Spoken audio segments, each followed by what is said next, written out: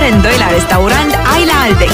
Poți alege livrare cu 2 oameni până la tine în casă. În plus, preluăm gratuit electrocasnicele vechi pe care nu le mai folosești. Altex. Livrăm cu 2 oameni, fără bătăi de cap la livrarea produselor voluminoase.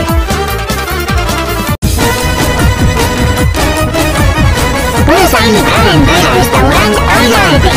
Poți alege livrare cu 2 oameni până la tine în casă. În plus, preluăm gratuit electrocasnicele vechi pe care nu le mai folosești. Altex. Livrăm cu 2 oameni, fără bătăi de cap la livrarea produselor voluminoase.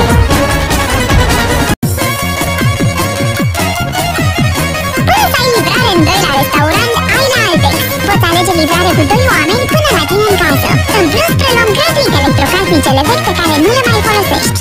Altex. Livrăm cu 2 oameni, fără bătăi de cap la livrarea produselor voluminoase. Până să ai livrare în 2 la restaurant, ai la Altex. Poți alege livrare cu 2 oameni până la tine în casă. În plus, preluăm gratuit electrocasnicele vechi pe care nu le mai folosești. Altex. Livrăm cu 2 oameni, fără bătăi de cap la livrarea produselor voluminoase. Până să ai livrare în 2 la restaurant, ai la Altex.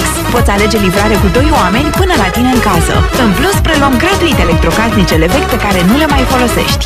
Altex. Livrăm cu 2 oameni, fără bătăi de cap la livrarea produselor voluminoase. Znam gulogrule sudor parar binal bache di răbără, ne mau eu după vorbi scheda. Ce să rog pe de la că veleș ni tra cortele din trag moler surmă. Măsac na ni dala nu ne mau eu după rar bileș de la stop. Scheda alia, na roațe alea ne rar bilia să.